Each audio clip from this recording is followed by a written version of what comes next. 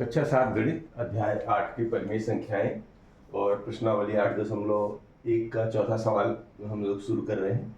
तो एक संख्या रेखा खींचिए, उस पर निम्नलिखित परिमेय संख्याओं को निरूपित कीजिए। ठीक है जी। तो ये अलग अलग 4 सवाल दिए हैं, तो हमको करना क्या है, संख्या रेखा तो समझते हैं, रेखा एक रेखा ही होती है, उस पर संख्याएं अंकित कर देते हैं तो संख्या रेखा हो जाती है। अब उस संख्या रेखा पर ये जो परिमेय संख्या है वो कहाँ पर आएगी जानने के लिए एक तरीका ही होता है कि जिसका अंश छोटा और हर बड़ा हो तो वो एक के अंदर आएगी, मतलब उसको परिणाम जो है 0 और 1 के बीच में आएगा। ठीक है।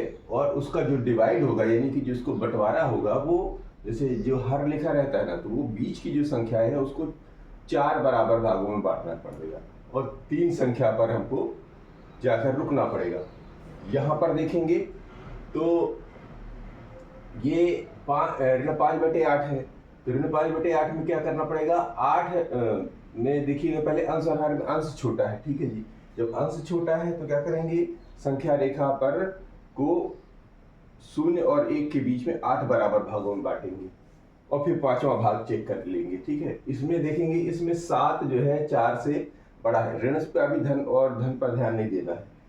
तो इसको जो है, चूंकि ये मिश्र भिन्न के रूप में है तो हम इसको विषम भिन्न बनाएंगे। विषम भिन्न का मतलब होगा कि सॉरी विषम भिन्न है, इसको मिश्र भिन्न बनाएंगे। 4 का 7 में भाग देंगे तो जो पूरा पूरा आएगा उसको पूर्ण संख्या में कन्वर्ट कर लेंगे, यानी वो संख्या पूरी लेंगे और बाकी को चिन्ह को बदल देंगे किसमें, जिस तरह ये इधर वाली भिन्न हुई, उचित भिन्न को हल किया, यही हाल इसमें भी। ये तो देखो 7 और 8, 7/8, अंश छोटा हर बड़ा, तो इसमें सीधा सीधा काम करेंगे।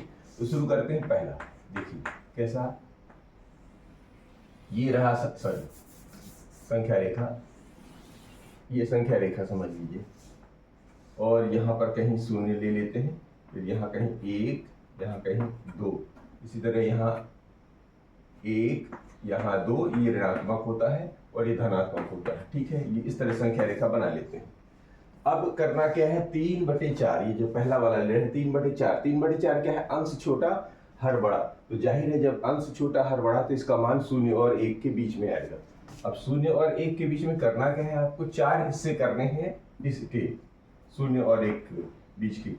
सो 1 करेंगे, 2 करेंगे और 3 करेंगे, 1 2 3 4, यानी 3 टुकड़े करेंगे तो 4 हिस्से बराबर बराबर हो जाएंगे। देख लीजिए, एक पहला यहाँ तक दूसरा, ये तीसरा, चौथा यहाँ तक हो जाएगा।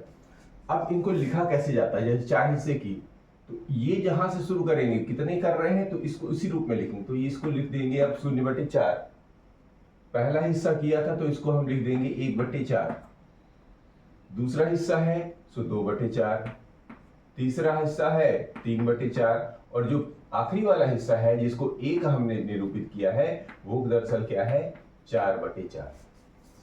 समझ में आ रही, भाग करके देख लीजिए हल करके। तो 4 में 0 में 4 का भाग देने पे 0 ही आएगा, मतलब ये अंक 0 ही रहेगा, और 4 में 4 का भाग देंगे तो 1 आएगा, तो यानी 1 जगह पूरी है।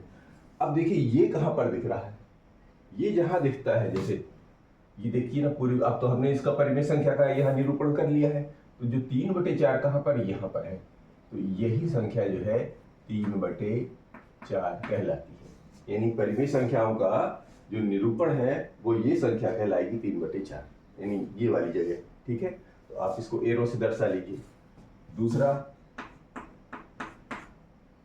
ऋण 5/8, ऋण 5/8 के लिए फिर वही तरीका, संख्या रेखा बना लीजिए, ये ऋणात्मक, ये धनात्मक, बीच में कहीं 0, यहाँ धनात्मक 1, क्योंकि ये ऋणात्मक है तो धन की तरफ मत जाइए, यहाँ पर बराबर बराबर जगह बनाने के लिए थोड़ा सा ऐसा बनाइए, 1 2। ठीक है। ये 1, ये 2, और ये कौन सा है, ऋणात्मक है। क्लियर। अब करेंगे क्या, यहां देखिए हर में क्या लिखा रहता है, हर में लिखा हुआ है 8, इसका मतलब है इस हिस्से को 8 बराबर भागों में बांटना है। तो शुरू करते हैं, 8 बराबर भाग कर लीजिए, यहां तक हो जाना है हमको 4। सो 1 2 3 4 5 6 7, और ये आखिरी वाला 8 हो जाएगा। कैसे गिन लीजिए, 7 जब उसके कट मारेंगे तो 8 कट हो जाते हैं, मतलब 8 हिस्से हो जाते हैं। 1 2 3 4 5 6 7 और ये 8वां हिस्सा। अब लिखेंगे इनका कैसा है, चूंकि जैसे इसको 8 बराबर भागों में बांटेंगे तो ये शून्य को कैसे लिखेंगे, 0/8। पहले वाले को लिखेंगे 1/8, फिर 2/8, 3/8, 4/8, 5/8, 6/8, 7/8 और 8/8। ये सब काहे में है, ध्यान रखिए ये सारे के सारे ऋणात्मक हैं। यहाँ ऋण लिखा है तो अब यहाँ जगह नहीं है, हालांकि ऋण सब में लगाना चाहिए, यहाँ ऋण लगा लीजिए। ये सारे के सारे ऋण है। ये अब ये वाला अंक कहाँ दिख रहा है, ये वाला अंक ये रहा है, ठीक है ना। ये माने ये 1 2 3 4 5वां हिस्सा यहाँ ये वाला है, ये जो है इसी को ऋण 5/8 कहते हैं और यही निरूपण है इसमें, ठीक है जी। थोड़ा सा आप और ज्यादा जगह बढ़ा दीजिएगा तो थोड़ा सा ज्यादा बड़ा दिखने लगेगा। क्लियर हो गया। तीसरा लेते हैं ऋण 7/4। देखिए संख्या रेखा बनाइए। ऋण 7/4 के लिए पहले क्या करना है, अपने को तो शून्य, चूंकि ऋणात्मक है तो शून्य ले लिए यहाँ पर, और यहाँ थोड़ा सा बड़ा बड़ा बना लेते हैं। 1 2, ठीक है। ये बन जाएगा 1, ये 2 और ये कौन से हैं, ऋण वाले। क्लियर। अब जो ऋण 7/4 को कैसे लिख सकते हैं आप ध्यान से देखिए। जो 7/4 है ऋण 7, तो कितने, 4 एकम 4 और बचा 3 तो 3/4, यानी कि ये जो 7/4 है वो दरअसल ऋण 1 सही 3/4 है। ऋण 1 सही 3/4 का मतलब है ऋण वहां से यहां तक तो आप तो पूरा पुराना है, इसके बाद वाली जो संख्या आएगी उसके टुकड़े होने हैं। कितने टुकड़े होने हैं, 4, और आपको कौन सा लेना है, तीसरा वाला, ठीक है। तो यहाँ पर ये जो है ऋण बीचों बीच लगा लीजिए, जिससे ये क्लियर हो जाए, पूरी पूरी संख्या है, यानी ये भी ऋण है, बीच में धन नहीं ढूंढना है। तो यहाँ से यहाँ तक तो ये पूर्ण संख्या मिल गई। अब ये 3/4 का मतलब इसको 4 करने हैं तो 3 कट मारने पड़े, 1 2 3 कट करेंगे तो 4 हिस्से हो गए। तो ये पहला हिस्सा क्या कहलाएगा, क्योंकि एक पूरा पूरा हो गया था, तो अब ये कहलाएगा, यहां से यहां तक हो गया ना पूरा पूरा, अब ये बनेगा पहला। आगे चले तो ये कहलाएगा 1/4, ये 2/4 और ये 3/4, ठीक है।